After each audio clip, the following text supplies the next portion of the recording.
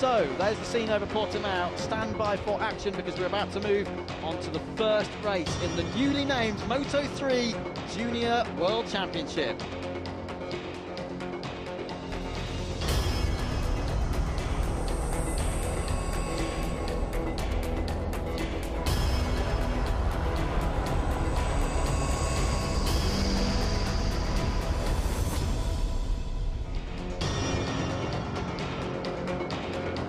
We're at Portimao in Portugal. It's the opening round of the Moto3 Junior World Championship for 2015. Fabio Quartararo may have moved on to the World Championship, and he really is doing great things over there, battling against some familiar faces in the World Championship. He's won the last two titles here in the FIM CEV Repsol, but now it really is anyone's bet. There's some real talents in the field for 2015. A huge grid as well of 29 riders for this opening race of the season.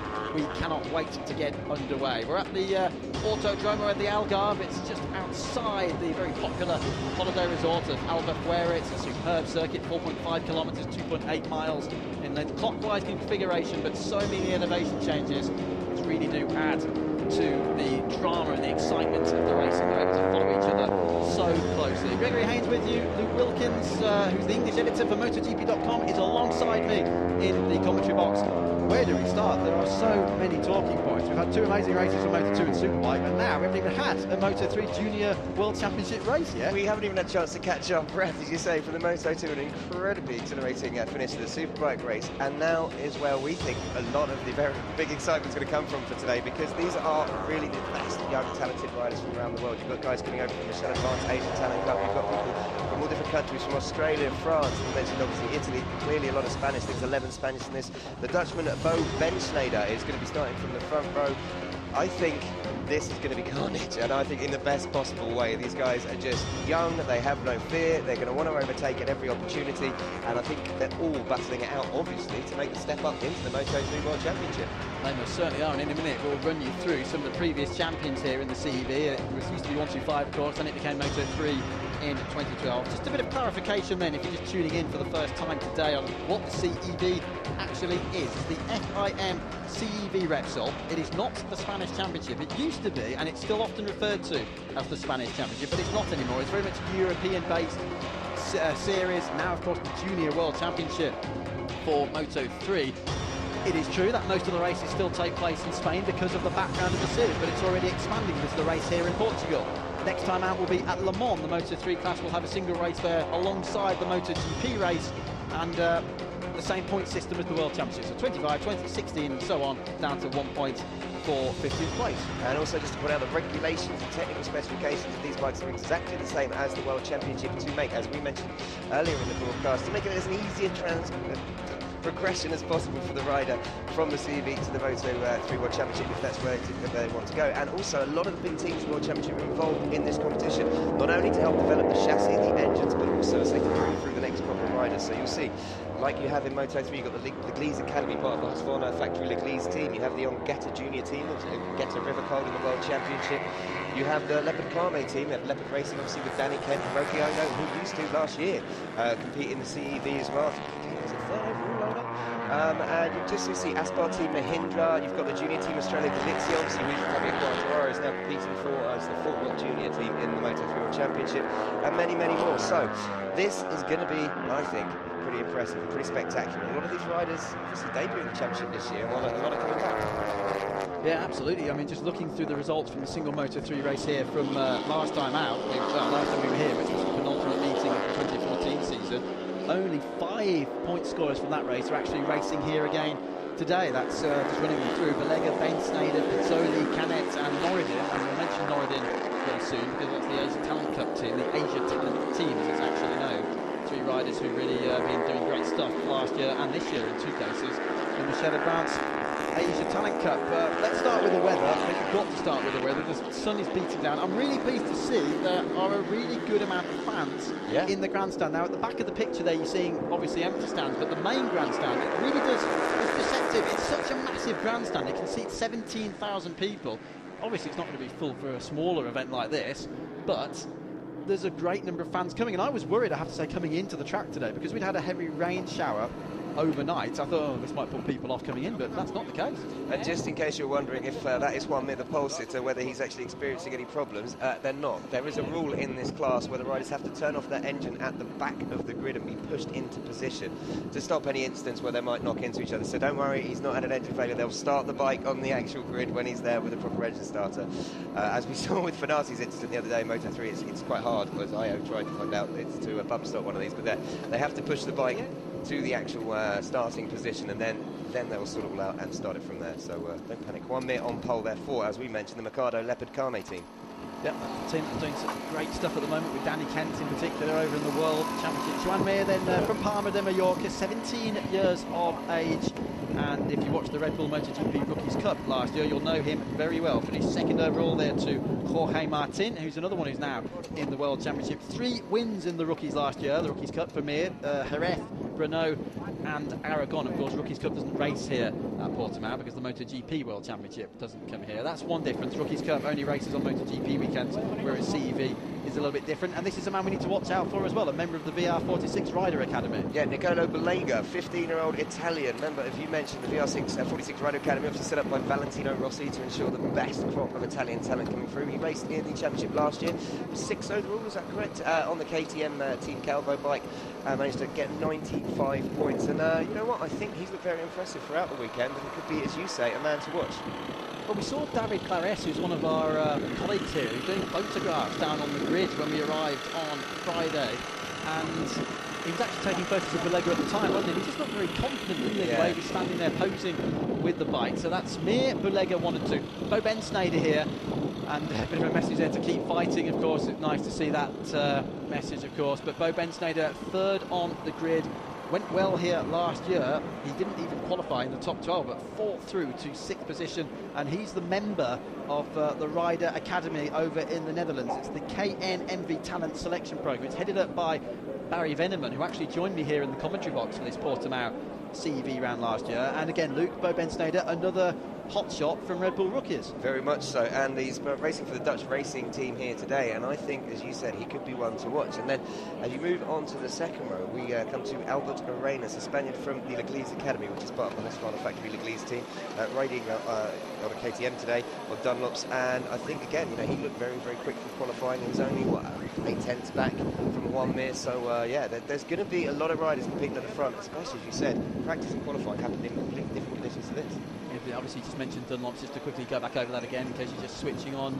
Luke, practically here, the same Dunlop tyres you'd find over in the World Championship. Yeah, pretty much identical, and as you say, everything, they try to make it that everything in this championship, and same with the Moto2 European Championship, same with the Moto, obviously 3 Junior World Championship, is identical to the World Championship. So that as a rider, when you make the step up, and as you talked about Disco Raffin earlier, Moto2, obviously winner of the Moto2 CEV Repsol Championship last year, struggled this season because he's having to adjust to new tyres, he's having to adjust to so much more. If they don't have to think about that, it's a lot easier for a rider to get on and get racing. This is Corrade Powie. He actually topped the warm-up session this morning, the 15-minute warm-up on the TSR Honda. He's starting in the middle of the second row of the 16-year-old from Malaysia. Watch out for him. Quite a few Malaysians, aren't there, at the moment, up and coming in the ranks. And just behind him will be the number 44. That's Aaron Canet, another one of the Spaniards in the field, completing that second row. Another one of the strong young riders coming from Valencia, and he did take part last year in 3 races, didn't he, on one of the Hondas, finishing 23rd overall in the championship. Yeah, which isn't too bad at all, is it, really, considering he only did 3 races. This is Canet then, and there's the rundown on the right-hand side. That graphic will obviously update as we go through the season. You see Lem there, L-E-M, Le Mans. It will only be Moto3 competing at Le Mans, just as they did in the CEV last year. A 1-race fixture there for them, alongside MotoGP. Not too long now, is it? If we just quickly run through the calendar to let you know, by the way, Le Mans will be the next round. It's on the 16th of May. Then we're off to Barcelona, Aragon, Albacete, Navarra, and 2 meetings within the space of 2 weeks at the end of the year. Jerez and Valencia will be the finale on the 15th of November, and some supporters there in the stand for Juan Mir. That's nice to see. And there's Jaume Masia as well, which he is on the junior team of Australia in Galicia 0-0, along with Sena Yamada, Japanese rider, also his teammate. And Jaume Masia is, I believe, if I'm not mistaken, the youngest rider in the tournament, just 14 from Valencia, surprisingly enough. Yeah, the youngest by the matter of, I think it's about 5 months. Tony Arbolino is the second youngest. They're both 14 years of age. They're at the top of the entry list, aren't they, because they're numbers 4 and 5. But yeah, Masia, as you say, just outside Valencia, 14 years of age. What were you doing when you were 14? I think I was probably either everlasting, or what was marketed as an everlasting gobstopper, and I don't know, probably doing my maths homework. I'm not entirely sure. I can't remember that far back. At least you were doing your homework. That's good. Yeah, that may have been a lie. But yeah, Martin van Haren here. Now, this guy is riding on an FTR KTM, FTR frame, isn't it? Chassis with a KTM engine for the KRP team, run by Martin Key, British team involved with the Racing Steps Foundation. And Martin does great work bringing through the best crop of young British riders. And we were talking the other day, weren't we, quite some length, about actually how many British riders have made it to the World Championship that haven't had some kind of contact with him. And it was very few. He even had a bike. I think one of the few riders that had him was Scott Redding, and he had a bike prep for him to ride, but he never got round to it because he made the step up. Yeah, Mark Keane's father, who we sadly lost about a month ago, worked with some other familiar names as well, didn't he, over the years? Keith Ewan, for example, a certain voice of Roger Keane, an absolute legend. And they also work very closely with Roger Keys, who in the UK runs the Fab and Metric Racing Series, I believe. So they kind of almost single-handedly have been very determined to encourage young British riders to come through. And they've been in this championship now for, what, 13 years? Absolutely, but they first came in actually in 95, and then, yeah, as you say, they went and then they came back again about 13 years ago. This, in the meantime, is the number 4, Tony Arbolino. Now, he's riding with the 658 Squadra Corsi team. That's the team set up and overseen by Paolo Simoncelli, father, of course, of the late, great Marco, who so tragically lost back in 2011. Watch out, then, for Arbolino. He's starting very much up there, very much a contender, 9th on the grid. Here is the full grid, then. Tranmere straight across from Red Bull rookies into the CV, heading the grid. Then it's Malega and Ben Snyder for Holland up there on row 1. Arenas, Howie, who was quickest in the warm-up this morning. Canet is 6th. Then it's Massier, Van Haren from Belgium, and Tony Arbolino, the second of the 2 Italians there inside the top 9.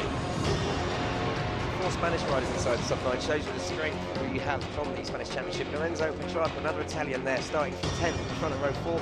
Then David Sanchez and Stefano Valtellini. Senna Yamada, the Japanese rider, on row 5 with Davide Cazzoli and Lorenzo Dalla. Interesting to see that the Asia Talent Team riders are completely locked together on the grid as well. Yuta Date 17th, Adam Norridin 18th, Kaito Toba, the reigning champion from the Asia Talent Cup, there he is, 19th on the grid. Aleix Few, I was talking to him, the 14-year-old in the media centre this morning. He is hoping for rain. I'm not sure he's going to get it. And there's Simon Danilo as well. That's the brother of Jules Danilo, who's racing over in the World Championship with a massive grid, 29 riders. Good to see as well, Luke, that Nunez has been able to start special dispensation because he was outside the 110% in qualifying.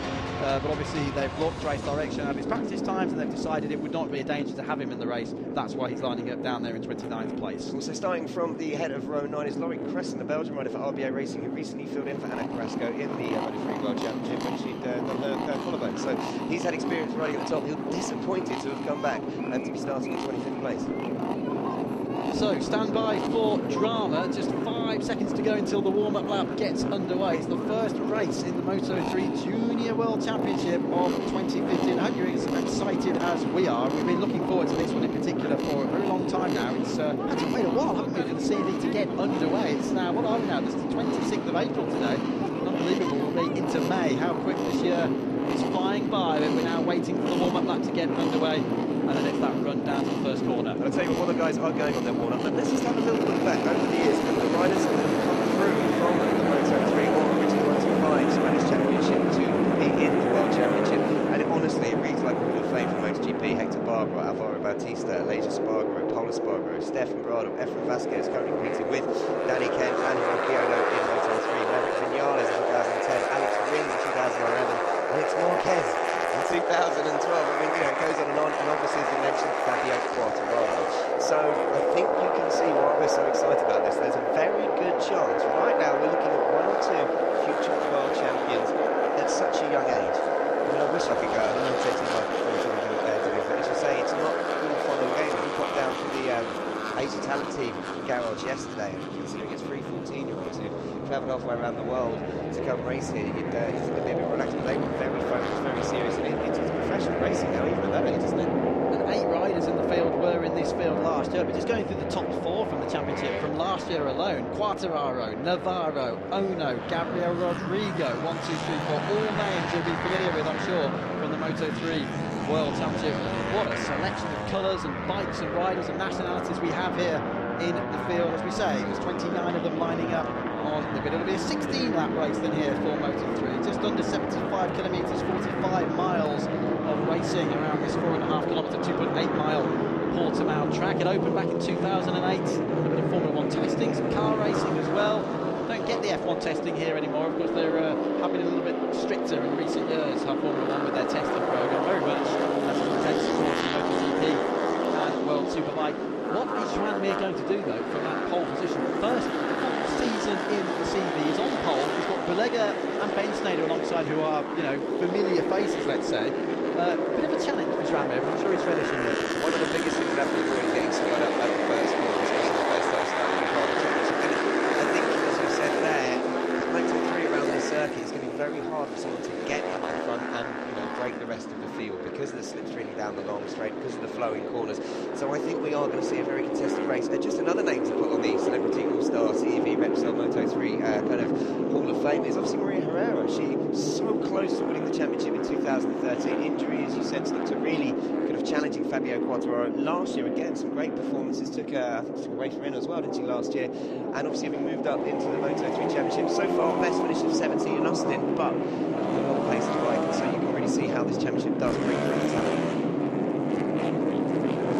Right then, stand by for drama. There's your pole sitter, Joan Mir, making his way through, weaving his way through, as he's had to do. Now pulls up into pole position for the start of the Moto3 Junior World Championship 2015. Belega alongside him, there he is on the right-hand side. This is Bo Benstein, the Dutchman. So it's promised. Won at Assen in the Red Bull Rookies last year. He's a very, very quick rider. Sponsored by backed up over the 10 kart team and the Atlanta team supporting the running the Hondas in the World Superbike Championship. Two is Arenas Pauwi, who was quickest in the warm-up, and Aaron Canet. So many new riders in the field. Very late, actually, there to form up was Canet at the back of the second row. We're all ready for drama, though. Watch out for green flag at the back. Red flag removed from the front. As soon as that green flag crosses, halfway across, which it does now, then watch the lights. The 2015 Moto3 Junior World Championship begins now. Very strong start from Mir. Strong start also from Belega from second on the grid. Not so good from Ben Snyder, who drops back from third on the grid. He's about fifth as they get down to the first corner. Are they all going to get through cleanly? Hold your breath. It's turn one at Portimao. It's all looking good so far, but a great start from the pole sitter. And Belega just got absolutely stood up there, turn one on the inside as number, I think it's 52, is that? Let's have a look. They certainly all clean through the first two corners, which is the main thing that we were expecting. Well, not expecting, it's been unfair, isn't it? We were hoping there would not be a problem, but we wouldn't have been surprised if there was. Joan Mir with the advantage. Look at Nicolo Belega up the inside. Be very, very careful. Nicolo only holds that third place for the time being. They're all through the hairpin at turn 5. The rain has stayed away. That was another worry for today. And for now, it's all clean. Definitely, though, Mir is pulling away at the front of the race. Great start. Give a complete mockery to what we were saying about someone not being able to pull away at the front of a Moto3. Taking the lead back, Danny Kenschke. Yeah, Mir looking very comfortable straight away. Ben Snyder has dropped back slightly on the orange bike from the front row of the grid. Look at them streaming their way up to the down, I should say, to the Craig Jones corner for the first time, and now there's real battle going on for second place. Belega's certainly very much in the mix there, and they are side by side as they get down to the left-hander in turn 12. Is he through? No, Belega still down there at the moment in that third position. Belega's, you can see, conscious to not let Mir get too big a gap at the front if he really wants to make sure he gets through to second and start closing him down. Say very well done to everybody. They really are clean, aren't they, around this first lap, and very much stuck together. This is the difference we're going to see, I think, in the midfield in comparison with the Moto2 and the and the Superbike race we saw earlier on. It's very much bunched together, as you can see here, in the battle for second place. And that is Arenas, and as you can see, someone else coming through there to challenge Belega and Arenas, and he's taken third place. Remarkable stuff. That is Arenas second. Canet is up there now. Canet is the rider who started sixth on the grid and was the last rider to actually form up on the starting grid. Almost banging fairings there, but Belega for now goes second. What's happened, of course, is that Mir has pulled away. Thank you very much and goodbye. 1.1 seconds in the lead, and there's the gap. But Belega has got through to second. Immediately he's looking like he can start hunting down, but will Mir still be able to pull away from these guys now? It did seem, and this was no disrespect to he was holding him up, was he not? I agree with you. Tony Arbolino, good start as well, by the way, still running in 6th place up to the hairpin for the second time. So it is Mir leading the way. Then it is Belega in second place. These two battling over third. You've got Canet first of all, followed by Algarve Arenas. They are battling very... Sorry, Arenas is second, it's Canet, and I'll get there in the end, Luke. Belega is second, yes. then it's Arenas and Canet battling for third place. Apologies. But these four in front, well, you can take Mir's lead into account, but then he's starting to gap the rest of the squad. Ben Sneijder back there, yeah, he's starting to get down behind a little bit. This is almost Danny Kent-esque, isn't it, from Grandmere? He's on the same livery bike, it's the same leopard racing outfit, and he's pulling away at the moment. Of course, he's being helped by this three-way fight going on over second place. There's a gap then back to Ben Sneijder, who's pushing, really pushing hard now. You can see it in his riding down there on the orange bike in fifth place. The Dutch Academy-supported rider who started up there on the front row had a bad start in Ben Sneijder, and he's now fifth in the race. Arbolino is still sixth. I will update you on the rest of them as they come through to finish the second lap, because there's all sorts of drama going on further back in the pack. But it definitely looks like Belega is closing that gap to Mir at the front, so maybe we don't have to throw the Moto3 rulebook out the window just yet, because it does look like Belega will close him down slightly. That's visible on the guys. They look like a little bit of front-end chatter as well there for Mir as he made his way around the last corner. You're absolutely right, Luke. It's only half a second fastest up of the race so far to Belega as they come through to complete the first flying lap. Arenas and Canet are side by side in the battle for third. Belega took 8/10 out of Mir on that lap, so Mir's early pace obviously not that impressive as we thought, so I'd be very interested to see what he can do on this lap now. Everyone else lapping pretty much at 152. There's Arenas third on the Leglis bike. Canet is right behind him with 44 on the Junior Team Australia Lithia bike, so it's Canet with the blue livery, the dark blue livery, and then Belega in second place. A seasoned campaigner in many ways in this championship now, even though he's only 15 years of age, would you be? But look how close they are at the hip, and Ben Sneijder is catching them as well. Ben Sneijder is catching Canet in the battle for fourth. Ben Sneijder definitely setting into a rhythm. It's interesting there to see how much more stable Belega's bike was under braking than Mir's, because obviously that's where he's making up a lot of the time. Mir's bike was moving all over the shop, while Belega was able to kind of casually pick his spot, didn't he? Oh, we've lost Adam Norridin from the race, apparently. Just flashed up on the timing screen. He's gone down at turn 11. That was the leading Malaysian rider in the Asia Talent Cup series last year. There were 6 Japanese riders who topped the standings. The Malaysian Norridin, who did actually race here and scored a point in the CEV race here last year in Moto3, but Norridin is out of the race. So first retirement of the season, that's a big shame. But kind of gutted for him having come so far across. We saw how much work they were putting in, but that's racing, isn't it? As you can see here, though, Arenas has just been taken by, is that Canet? Yes, it is. Canet is through, so the two Spaniards battling around there with each other for third place at the moment. So Australia Lithia moves ahead of the Eglis Academy bike for the time being. Honda versus KTM. There for two leaders at the front. Belega now will be in a position to pass with his KTM right up behind Mir's Honda as they come through to start lap 4. Look at them, top of your picture. There's the leaders, they're side by side now. In fact, Belega's gone into the lead, crossing the line. Look at that, he takes the lead, pulling out the slipstream, and puts a couple of bike legs on him already. And once again, his times in that he was half a second almost quicker than Mir. So I think Belega might try and pull away here, but maybe Mir, now he's got someone to kind of look at and actually just settle it from behind him. These two could pull away quite drastically. A strong season for Belega last year. He was on the podium twice, once here in the Algarve, once the previous round at Navarra. Oh, it's tight, and Mir is right up behind him. This is only lap 4 of 16. We're nowhere near halfway through. A bit of a moment there for Belega coming out of the left-hander at turn 4. Oh, and another one down his bike. Look at the front end of Belega's bike. It's incredible. Did he manage to get it stopped, or did Mir take advantage of a possible error there? Look at the top of the screen. Yeah, Mir is in front. Mir did get past Belega, who made a mistake down at turn 5. What's that commentator's cursing? He said how stable his bike looked under braking. He just couldn't get it stopped, could he? Right, here's the battle for third. This is Canet, who is the number 44. Started 6th on the grid. As I mentioned, was slow to pull into his grid spot. Arenas is the number 11. He started 4th on the grid and he's right behind him. Ben Sneijder is 1.3 seconds further back in 5th place. Darren Massier, great stuff from Massier, the 14-year-old. Is 6th. And what's this coming through on the timing screen now? Rider 21 has been given a ride-through penalty for forming up in an incorrect grid position. That's a bit amateur, I'm afraid to say. Vicente Perez, yeah, on the Carme bike. It's a 17-year-old from Valencia, so that's a bit of a shame. He was supposed to be 24th on the grid. He obviously didn't start 24th. Luke, I don't know whether that means anybody else was forced into a different starting position as well. That's Mir's teammate as well. So one rider leading, and unfortunately one rider in the second ride with a penalty, which I think is going to be rather a severe penalty here with the length of the pit lane and the speed these guys going. So Perez picks up the unenviable record of taking the first ride through in the CEV this year, and look at this side by side. Right down the pit intentional. That was absolutely intentional. He moves across, allows Belega through, and now he's going to follow it all the way down the start-finish straight. Exactly what I was saying last time. I thought he would do if Belega hadn't made that mistake, because he's just going to set it behind him, conserve his tyres, keep the pace, don't have to push things on.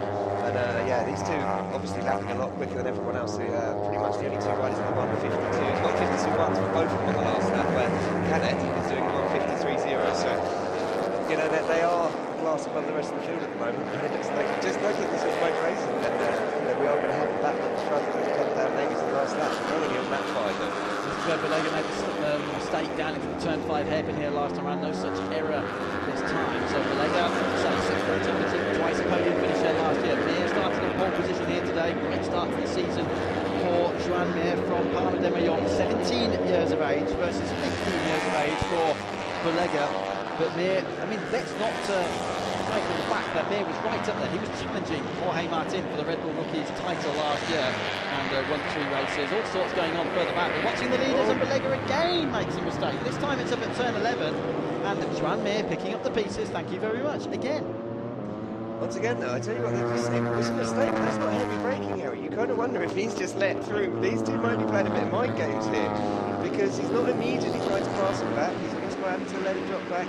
It would be interesting to see if these are just letting each other pass to take the front, to see, as you say, literally analyse each other's where they're quick and where they're slow down the track. They're certainly being sensible with each other, because they're allowing themselves to pull away from the rest of the field, aren't they? Because we've got Canet and Arenas who are battling for 3rd and 4th. They're 3 seconds behind these two right now. Let's see what Joan Mir does this time. A lap ago, he moved across towards the pit wall side.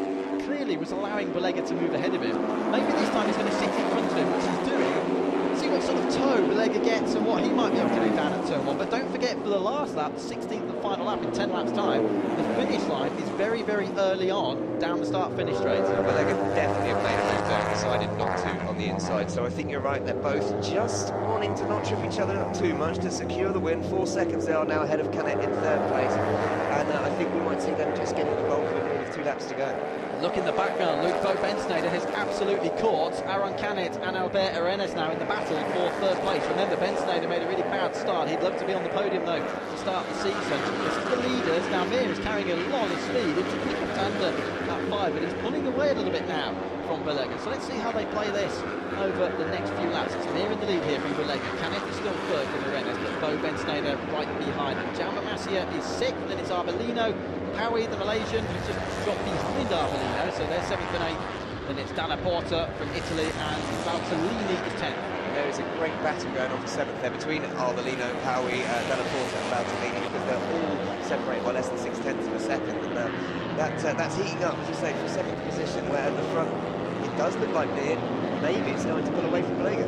Definitely is for now. Wow, that's a huge gap actually, considering how close they've been battling out for the last few laps. He's pulled that within half a lap. Now, is this intentional stuff from Belega, or has there been a mistake made, or is Mir just putting the hammer down? It might be a little bit of all 3 factors, to be quite honest with you, but let's just see what happens over the next few laps. There was only 76 thousandths between them when they started this lap, because we know they were pretty much side by side as they crossed the line. Visually, it looks as though Belega's pushing on a bit harder now. This is the battle going on just behind for 3rd position, and look at Bensnader, look at him. Bensnader having caught Arenas and Canet, and actually he's looking to make a move straight away here. Dutch rider on the orange bike with quite distinctive orange leathers as well for the Dutch racing team. Here he comes then, right up behind Albert Arenas, the 2 leaders, and Belega has moved ahead of Joan Mir, so obviously they are just playing in the game. This is going to keep going on and on and on. We're coming up to the halfway point of this 16-lap race now. Well, you can come through first this time if you want to. I think we should stop trying to predict who's doing what between these two, because it's obviously completely unpredictable. But the battle for 3rd place here now is really heating up. Bensnader having made up a lot of time to get on the back of the Arenas' wheel, and I think he's going to start making a move on them, and that will be interesting, because these guys are dropping back consistently from the lead at 5 seconds. That was the 2nd lap, so I don't think they're going to be too concerned with the race win, but that final step on the podium, obviously the important 16 points. Look at this fight further back as well. There's the message along the bottom of the screen. We mentioned that before. Vicente Perez, the 17-year-old Spaniard, falls up in the incorrect grid position. Bit of a rookie error there, so he'll be taking a ride to a penalty very soon indeed. But look at this further back then. This is the battle for 7th we're talking about, with Masia now. They're on the... apologies, I'm going mad. It is Masia, Dalla Porta, Parwi, Valtellini all getting involved. And in fact, Arbolino is now kind of falling back into the grass of this group as well. Don't worry about going mad in a Moto3 race, by the way. It's always this crazy, isn't it? Particularly in the CV. We have a hell of a fight going on at the moment. But what a great battle this is then. Halfway down the top 10. Ben Sneijder now right up with those two in battle for third and fourth and fifth positions further up the road. But this is the fight, the multiple fight going on. Barcelona, Masia, Dalla Porta, Howie's in there as well. Back to the front, Mir again appears to have gapped Belega, but as we know that could just be them showing around the gap. Last time they crossed the line was 0.3 of a second. Let's see what it is now. Belega's in the toe, and it's going to be less than 0.3, it's 1/10. Now, how are they going to play it this time? We're not going to get too excited because this is what we always see, isn't it? The Moto3 World Championship as well. This is the Junior World Championship. They'll keep exchanging positions, they'll size each other up, and then they'll go for it on the last lap. Here's the battle going on. Well, 3 abreast this time, and Ben Sneijder for the first time hits a podium position since making that bad start. Arenas drops down to 4th place, and then you've got Canet in there in 5th position. This battle's going to rage and rage as well. The problem they have is that they're 7 seconds behind the 2 leaders. Ben Sneijder has done them both, which is incredible. He's moved up into 3rd place ahead of Arenas. Not quite sure what happened there, but he managed to take Canet and Arenas in 1 corner almost.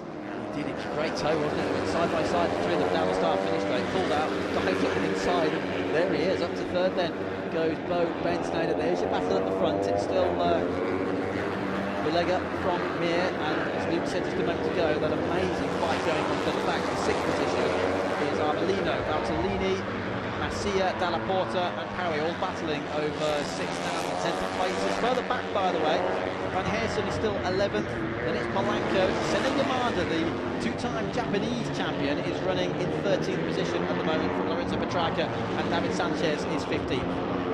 So he's having to mention that then because he's lost both positions that he had made up down the start-finish straight. This is going to be a battle, but as you say, it's interesting to see Arbolino having been sucked back into that battle. It was originally those guys fighting out for 7th. Arbolino seemed okay, but now he finds himself in the class of Valtellini, and I think we're seeing a 6-7 rider battle there for 6th position now. These are Talent Cup fans tuning in, by the way. We lost, I'm afraid, Adam Norridon very early on in the race, but the other 2 are still running. Kaito Toba is only 1 position away from the points, but 6 seconds further back. Toba, reigning champion, is 16th. And Yuta Data, who finished second to him last year, but was carrying an injury earlier this season after a pre-season training accident in Catalonia. Data is 20th, so we'll keep you updated on what's going on further back in the pack. We are now past the half-race distance point, so we hit the 50% mark, and we are seeing the 2 leaders 8 seconds ahead, nearly 9 seconds ahead, and then this 3-way scrap. 3 wide, look at that. Look at East KTM, Ben Sneijder on the Dutch Racing Team bike. Well, for now he's ahead, Luke. For now he's ahead. Sorry, I just stopped speaking there because I was like trying to work out who is actually where. That's just incredible. Ben Sneijder once again has gone ahead of the Geese bike and the junior Sterling Glitzy machine of Masia. So it's... Don't forget as well, they've had some time to test, haven't they, last week before the CEV meetings this year. There'll be a test, had a 2-day test, but there was a lot of rain. It certainly didn't help things here in Portugal. And obviously we're all getting familiar with the new liveries, the new colours and everything as well. It's Ben Sneijder on the orange bike there, very easy to distinguish him. Then you've got the Lease bike and Arenas second in the train, and then it's the junior Straight bike of Canet in 3rd in the battle, but 5th in the race. Canet's still Masia, that was, me getting confused, apologies. Right. I see the Australian Glitzy bike getting excited, but Ben Sneijder leads them as they come down into the left hand at 9. Going up the hill. Yeah, sorry Luke, look at the line, it's so distinctive. Ben Sneijder goes defensive. These are your leaders. They've been battling like this all race long so far. They're nearly 9 seconds ahead of the group now in 3rd, 4th and 5th, which are obviously keeping close tabs on as well. The TV director is doing a superb job, I have to say. He is actually switching between the action. It's very hard to try and... difficult. Especially because these guys keep gapping each other and then closing the gap and overtaking each other. But it is a real battle at first place. And as you say, they're 18.5 seconds now. Here's Canet in 3rd. This is the inaugural race in the Moto3 Junior World Championship for 2015. These 2 get the power on out of that last corner. They come shooting past our commentary box window now, and it is Joan Mir moving out to his right-hand side, just fractionally there behind Nicolo Belega.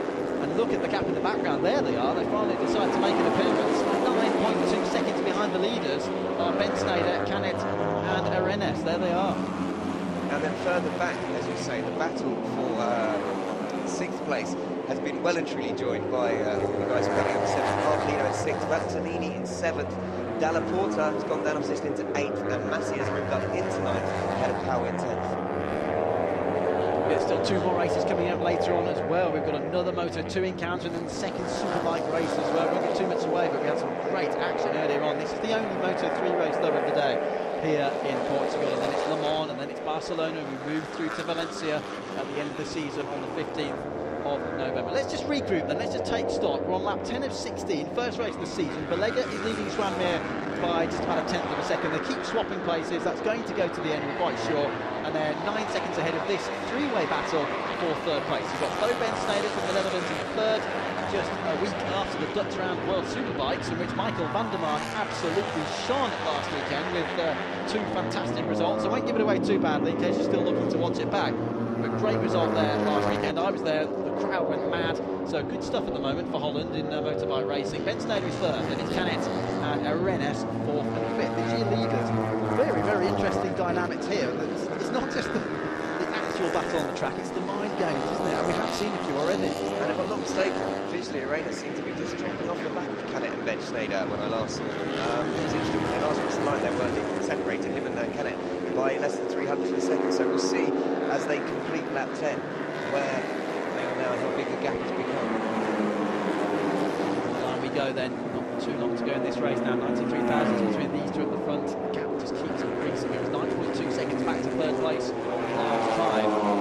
Schwanmeer just sitting here thinking, where am I stronger, where am I weaker? He's not, of course, going to show his front wheel to Belega every single time. He doesn't want to give him a clue as to where he might dive through. And to be quite honest with you, on this particular circuit, there's a number of places where you can come through with a Moto3 machine. He's going to have to try and spring a surprise somewhere though, and the problem is, but it's great for us, but the problem for me is that as soon as he's through, Belega will be able to attack again immediately. Yeah, and because the finish line is quite close to the exit of turn 15 onto the start finish straight, there's not a mad drag through, so it will be the person, I believe, that's leading out the final corner that will take the win. So it's very important that they get themselves sorted. On the last lap, I think you will see the challenge in swapping positions a lot more. And I was kind of right, actually. Rena's dropped back 7 tenths on Canet on that lap, so it seems to be dropping back. They haven't had any tyre issues or anything like that, but just losing touch in the battle for the final podium spot. Quick update on what's going on further back. Adam Norridin was down on only the second lap of the race. It looks as though Simon Danilo, that's the brother, the younger brother of Jules Danilo, was pulled into the pits with a problem. And Leif Bew has pulled in as well. That's a shame from the rider who's from Vilassar de Mar, just outside Barcelona. Was speaking to him in the media centre this morning. He was really hoping for rain to try and negate some of the differences, but he's pulled into the pits as well, and these two getting very close again in the front. Sorry, got a little bit excited there. Davide Pizzoli, by the way, number 73, that's the teammate to Arenas, and he is 22nd. Just so you know, Vicente Perez, who got the ride from penalty, has been given a black flag because he ignored it. Obviously, maybe getting a bit too carried away in the racing, didn't see the black flag. Didn't see the ride from penalty flag, and now he's disqualified from the race with black flag.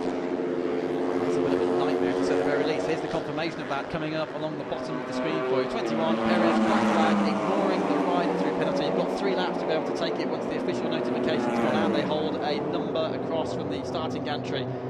Perez still running around. He's actually involved in a battle at the moment with Max Kappler there in 18th and 19th position. The black flag will be going out very soon indeed. I was also going to mention, by the way, the other junior team rider, Senna Yamada. I mentioned him before, the twice Japanese champion. He's 12th at the moment. When I say that, he's just dropped down to 14th, so he's just had a bad lap. And look at this going on further back. Incredible, that's the 21 in the battle. That's Vicente Perez. Now there are 2 Perez's. Oh, there he is, he's diving in, so we've seen the black flag. Let's see, does he think he's got a ride through, or has he clearly seen the black flag? This is not going to be a rather, well, it's not going to be a comfortable reception when the team receives him. Is he going to? He just realised there, yeah, you can see as it's come through. I mean, that might be the frustration, thinking he's got a ride through, but as the team let him into the garage, he realised that it's not quite as simple as that, yeah. And as you can see, chasing down through the gears, that's the end of his race. Character building then for Perez, 17-year-old from just outside Valencia, black flag for ignoring a ride-through penalty. And the reason he had the ride-through penalty is because he started in the wrong grid position. But that's what we've been talking about, though. Nurturing riders up and coming in the CV. You learn from things like that. Hugely. I mean, how nervous would you be lining up on the grid for your first ride? You know, it's experience, and you're 14 years of age when you're going to do this. You know, they'll be feeling so much pressure, and it's an easy thing to do. And he'll learn from this. I'm pretty sure he won't be bad again. I was going to give you a quick mention, by the way, of Tony Arbolino's teammate in the second one of the 658 box. That's Stefano Bautellini, the number 43 in the race. He's still running things up there in the second place. Great stuff. Now then, sort of dynamic sort of action we're going to see between these two at the front. They're coming up to lap one of the back markers. Hopefully he'll move out of the way. I believe that is Cristiano Carpi, because I think Núñez has retired as well now. He's the rider who actually didn't qualify but was given a special dispensation to start. So I believe it's for number 6, Cristiano Carpi. They're coming up to lap, the 18-year-old from Reggio Emilia in Italy. I'm sure the blue flags will obviously go out. He'll be waved out of the way, and these two will make their way through. Battle for third is still Canet, Bensnader and Arenas. It's anyone's third place. You could throw a blanket over them, to be honest.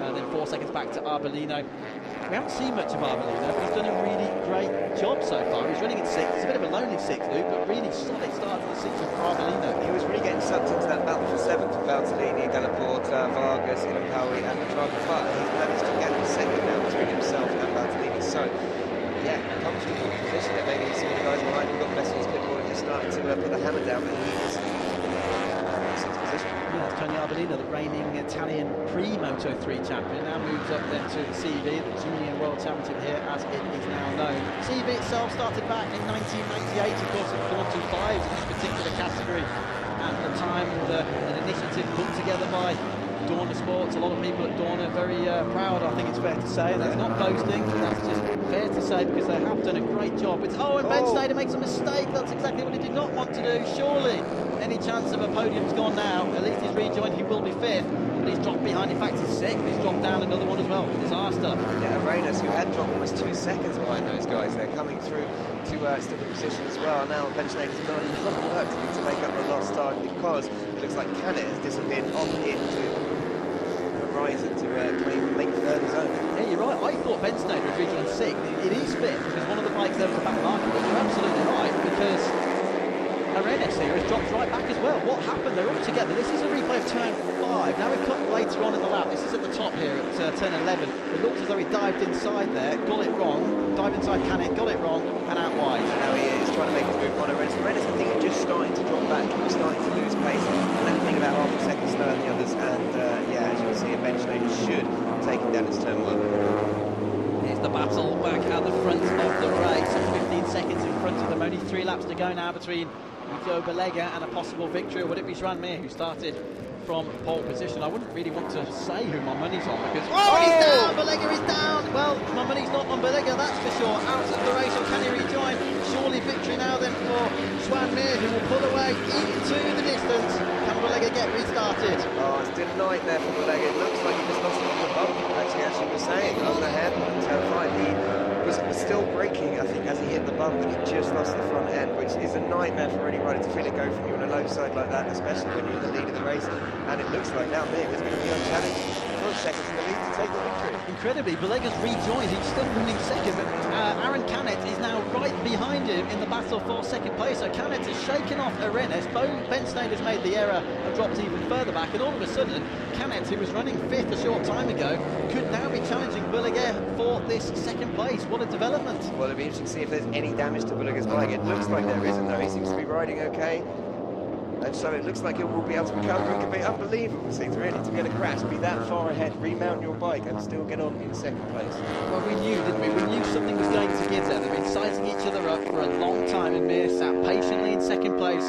I wonder, were those the mind games there from Joan Mir? Because we saw Belega run wide there early on in the race, but when Mir came through, for most laps, he has sat behind, I think intentionally, sat behind Belega down into the left-hander at turn 5. There's your gap. That is incredible. You can't believe it, I'm not watching the Moto3 race. It's nearly 12 seconds now. But Canet is right up behind Belega. Is the bike damaged? As Luke suggested it might be, so he scrapes along the ground on, I believe it's left-hand side. Hopefully we'll see a replay of that in a few moments. 2 laps to go. Joan surely is coming his way very slowly. How often we get used to seeing the light blue livery of the Leopard car mate, the Ricardo team here, leading a Moto3 race by over 10 seconds. This is obviously dedicated to the Moto3 World Championship. The second president almost looks like one there. Obviously, because Belega pressed though, we've got to see a comfortable victory here with the ultimate Leopard. Belega's still 2nd, and it's Canet. What's Bensnader doing? He's still just ahead of Arenas. That battle's going to go right down to the wire as well. Arbolino 6th, Delaporta is 7th for Italy. Then it's Arbolino's teammates, only 2 playing positions behind. That's Stefano Valtellini. Gianma Massi has had a great start to the season. He's 9th at the moment, having started 7th in the race season nonetheless. Then it's Pauwi, the Malaysian, in 10th. Aaron Palanco is 11th. Sanchez Van Haren, the Dutch rider, we talked about him earlier, but we've seen the KR beat him exactly. And look, it's changed, it has changed. Canet has passed Belega, taking advantage of the error we saw just one lap ago. And brilliant stuff. Aaron Canet, the number 44 on the Junior Estrella Galicia team bike, is up into second place. Now this is incredible. Belega's actual best pace in the race is over a second quicker than Canet's fastest lap. So I don't know if there is damage to that bike from Belega. It might be slight, might be a confidence thing. You know, he might just be a little bit wary of why his bike went down into turn 5. So yeah, it's unusual to see, as you say, his lap is so much quicker to be in this position like that. Yeah, don't panic. That was not Joan Mir in the gravel at the final corner. I had to pause for a second while you were talking there, Luke. I was just holding my breath because I saw a rider in the gravel being recovered by the others, but it must have been a back marker. It was certainly a blue bite. Joan Mir, though, is still very much in the lead with an 11.5 second advantage onto the final lap. As you can see, Belega drafts back ahead of Canet. This is going to go right down to the wire. Ben Sneijder is still ahead of Arenas in the battle for fourth. Just before the pass there, I was just running through the point scorers. It's Sanchez 14th, Senna Yamada has moved up into 13th, and Lorenzo Petrarca is 15th. And look at Kaita Toba and Yuta Date there for the Asia talent team. Getting close to point scoring positions, although I think it'd be a little bit unrealistic to expect to be able to catch Petrarca. But Toba into 16th, and they sandwich me impressively on the racing mode. Now then, battle for second. Canet versus Belega. Belega has the advantage at the moment. He'll be kicking himself, and it's so difficult to get back in the race. I mean, challenging for the lead. At least he kept his head down. It could have all gone the other way. He could have stalled the bike, not been able to restart, and he managed to pump start it, didn't he? Remarkably, rejoined the action, and he's now just got to focus on maintaining this second position. We are on to the last lap. Joan Mir is nearly 12 seconds ahead of these two. Where can Canet pounce, though? He's found this motivation to catch Belega now. You get the feeling he's going to maybe just sit in the slipstream, maybe have a go out of the last corner. And obviously we saw Canet and Ben Sneijder run wide, but it's interesting that Ben Sneijder managed to keep Arenas at bay after the incident where we thought that Arenas would actually going to get on the tail and maybe retake fourth place. But yeah, it looks like they're quite settled in the top 6 now, actually. Does indeed, it's certainly settled here at the front. Joan Mir, 3 victories in the Red Bull MotoGP Rookies Cup last year. Pole position here today, and he comes through to win the first race of the 2015 Moto3 Junior World Championship. It is Joan Mir from Mallorca who will get that second place. It's Canet versus Belega. Canet has got ahead of him. Canet's taken them by more distance at the end, hasn't he? Belega will be gutted to have crashed out from the lead in turn 5 with only 2 laps to go. It was the penultimate lap when it happened, wasn't it? But still vital 16 championship points for Belega going forward. It's not a bad result. Ben Sneijder will be annoyed about the bad start, but at least he's fought back up into 4th place. Albert Arenas, very solid ride for him. He's Lorenzo Dalla Porta, who passed Stefano Valtellini on the last lap in 6th place. Jalamasia, Pauwi and Palanco complete the top 10, but that was ominous stuff, it must be said, from Joan Mir. I know Belega made the mistake, but he forced him into that one, didn't he? He really did. There was a lot of pressure from him, and obviously if you're lapping, you know that Mir is behind you as pole sitting. He's got probably the better outright one-lap pace. And yeah, and look at that, Kaita Toba has managed to take a point for the Asia talent team. That's a brilliant result for him, finishing in 15th. Do you know why? Because Tony Arbolino had a problem. Perhaps that was the rider who was in trouble. I'm not sure, but perhaps that was, certainly had a problem anyway. What a shame. Tony Arbolino then drops back. That's why he was falling back behind Dalla Porta and co. Running 6th on the last lap. Tony Arbolino from the Marco Simoncelli 658 team has stopped or crashed. What a shame. Back again, because Arbolino had a similar problem in Valencia at the end of last season. The bike didn't get away from the start line. This time it's all gone pear-shaped to the end of the race. So bad news for Arbolino. He'll have to regroup and come back for Le Mans and hope for more there. Canet's great start from the 44 Estrella. Look at that, the fan club's here as well. Yes, it is second place for Aaron Canet, number 44. Just 15 years of age. He is from Valencia. Several riders from Valencia in the CV this year. 3 races last year, still finished 23rd in the championship on the Honda, despite only taking part in 3 races. And Aaron Canet really making the most of the error there from Nicolo Belega on the penultimate lap, but he was battling Joan Mir for the lead. And Canet finishes second. For the record then, it was a 10.4 4 second gap from Mir back to Canet in the end. Bulega completing the top 2. Then it's Bo Ben-Snyder and Algarve Moto3. We'll get the full rundown in a few minutes' time. Luke's now scampered off down to Parc Fermé to catch a word in English and Spanish with the Mallorcan winner, Joan Mir. And that is Nicolo Bulega. He has it, hasn't it? Oh no, I thought he'd missed the pit lane entrance for a moment. Sorry about that. I thought I'd just pause and wait. This is the moment though. Penultimate lap of the race. He wasn't the lead at the time. Hit the bump in the middle of turn 5. And quite clearly, I think that was a word it's better that we did not hear from the pit wall there. Bulega slides out of action. You have to say, though, all credit to him for keeping his head, getting back in the race, and he was still running second because it was such a huge gap back to Canet, who was third. And you have to say as well, well done to Aaron Canet for having pulled away from Ben-Snyder and Arenas. Of course, they made their mistakes as well, but he was there, ready to fight for that second place, and fight he most certainly did.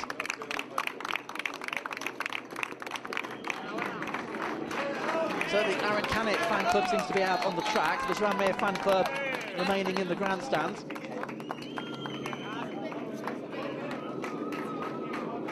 Brilliant stuff. Joan Mir wins then the first Moto3 Junior World Championship race. It's from Palma in Mallorca, 17 years old.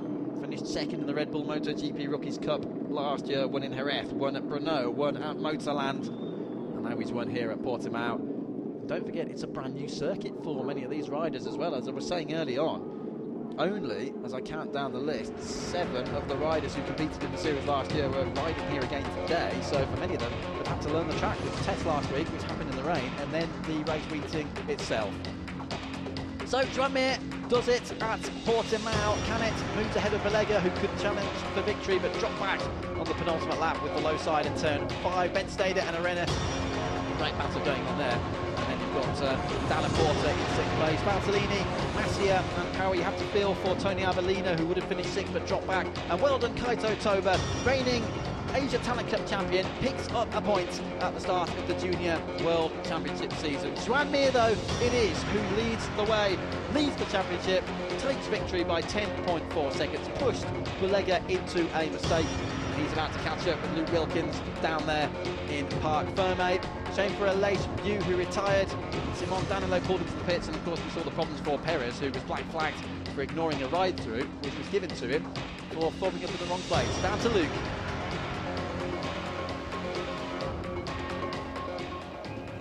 So Joan, victory in the first ever Moto3 Junior World Championship race, and well, denied a battle with Bulega at the end there. It's a shame. Yes, it's a fantastic battle. I know that Bulega and me can escape from the other group, and that it's for me this victory is perfect. It's the best way to begin the championship, and we will see in the next race in Le Mans.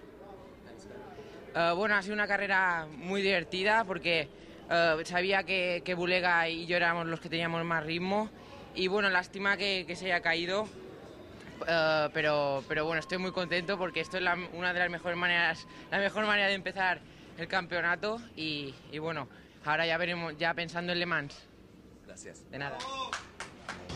Yes, it was a shame that Bulega made the error, but I don't think Joan Mir is going to be complaining. 25 Junior World Championship points for him. Let's look back then at this opening Moto3 Junior World Championship race of the 2015 season. Red lights went out, away they went. It was a bad start from the front row of the grid for Ben-Snyder on the orange bike. He dropped back into the clutches of those following. Superb getaway for Joan Mir from pole position to put away from Nicolo Bulega at this stage. Then a real battle started to emerge in the fight for third between the likes of Albert Arenas. And that was something we did not see during the race. Some debris there, somebody's bike disintegrating down the start-finish straight. Thankfully they cleared the debris, obviously. This was the battle going on further back. Then you had Arenas in the battle there as well. And these two were toying with each other, as we said at the time during the race. It was Bulega versus Mir, and a huge moment there. We didn't see that early on either for the number 41 running out wide. What a recovery that was from Simon Danilo. I wonder whether he had the damage and then pulled into the pits. We know he retired after that. Well held. Mir versus Bulega at the front of the field. They were sizing each other up, and this was the battle going on for third as Ben-Snyder fought his way through, took advantage of some of the dramas going on. But we just knew it was a matter of time before something really dramatic was going to kick off at the front of the race. practically every single corner they were together. This was the move further back. Canet at that point lost the position to Ben Sneijder, then went on the attack, forced Ben Sneijder into this off-track moment at turn 10, and then just moments later, this man lost it at the front of the field. Down went Belega, somehow rejoined in second place, but was then passed by Canet as they crossed the line. But Joan Mir from pole position wins the first race of the Junior Moto3 World Championship in 2015. Canet goes ahead of Belega there by only 0.4 of a second to pick up a superb second place finish, and Belega picking up the pieces for third. Wow, goodness gracious me, we've been out of breath a few times today, and let's hope it happens again later on, because we've seen a heck of a battle here in Moto3. It is a shame Belega, and you can see Belega there with the long hair on the right-hand side, clearly annoyed with himself. Nevertheless, it's still a great start to the season. When you put things into perspective, he's still on the podium, but there's Joan Mir from Mallorca.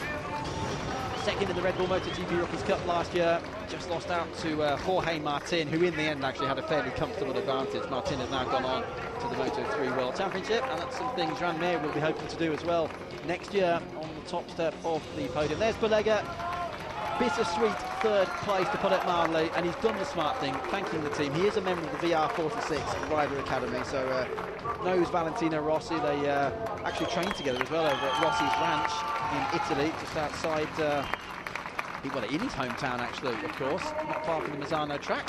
There is Canet, who finishes second. Well, there's going to be quite a cheer, I think, from the fans in the grandstand there, right opposite the commentary box window. Have a listen.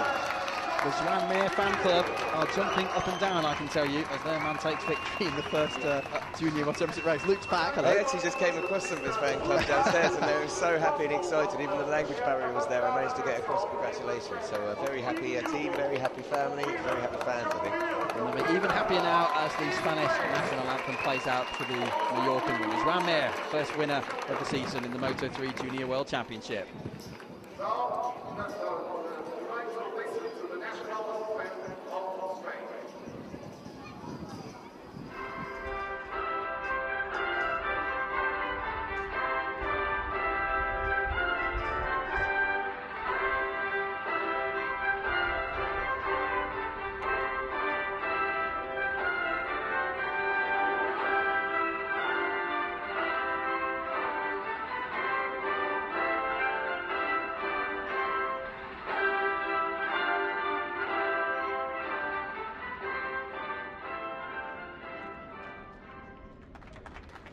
Well done, Joan Mir. 3 wins in the Rookies Cup last year.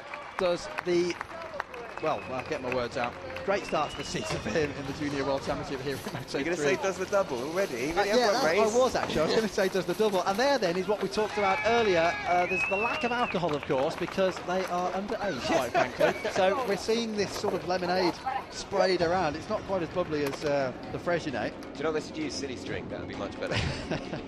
Right, suggestions on a postcard, please, to Dawn of Sports. Luke Wilkins has put across silly string. I don't know what else we might get there, but yeah, let's see. Or send it, in fact, send a tweet in to Motorcycle Luke. That'll work, yeah. That'll be the easiest way to do that. But joking aside, Joan Mir, superb start to the season. 10.4 seconds ahead of the end.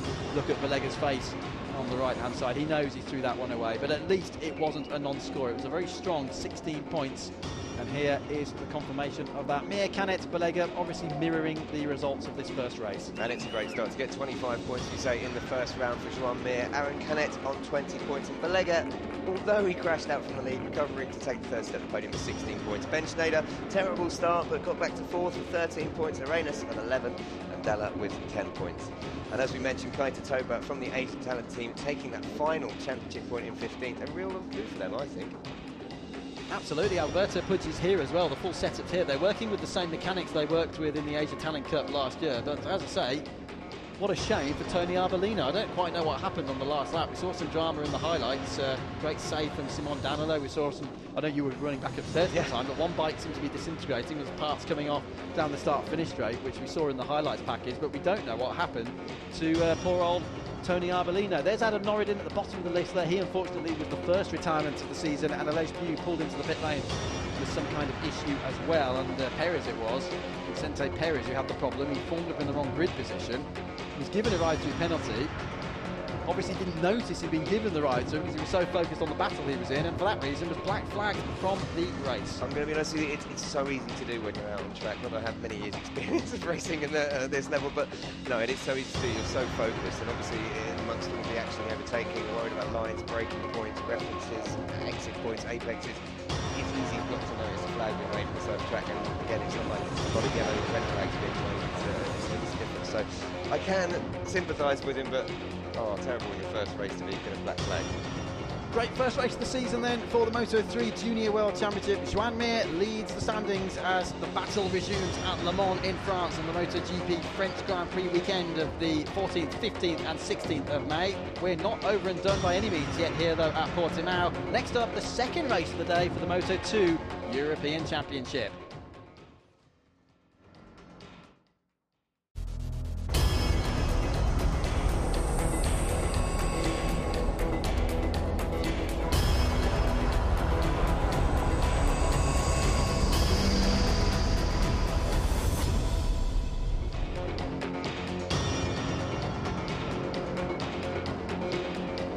Welcome to the Algarve, then to the Portimao circuit, the Autodromo International d'Algarve for the Moto2 European Championship Race 2. And in Race 1 earlier, I don't want to give away too much, but it was Javi Viage, who was on pole but finished second after Edgar Pons ran away with the victory, taking it by a ridiculous margin in the end, very comfortable. Stephen Odendahl finished in third. Now, the grid will line up in the same order, and they will be competing once more around the 4.5-kilometre circuit here in Portimao, with 6 left corners, 9 right-hand corners, and of course, a whole world of elevation changes. I am Luke Wilkins from MotoGP.com, representing the CEV Repsol Championship with the one and only Gregory Haynes.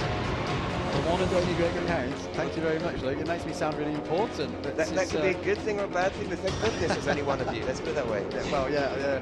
Let's just leave it at that. I'm sure a few friends would have something to agree with you on that one, that's for sure. Anyway, making their way out of the pit lane, yeah, we're really excited, as you can probably tell here. We did see a great first encounter, didn't we, with Vierke starting in pole, but Edgar Pons at the pace at the front of the race. Ominous was a word I used earlier on, and threatening, ominous, ridiculous perhaps. It was certainly remarkable.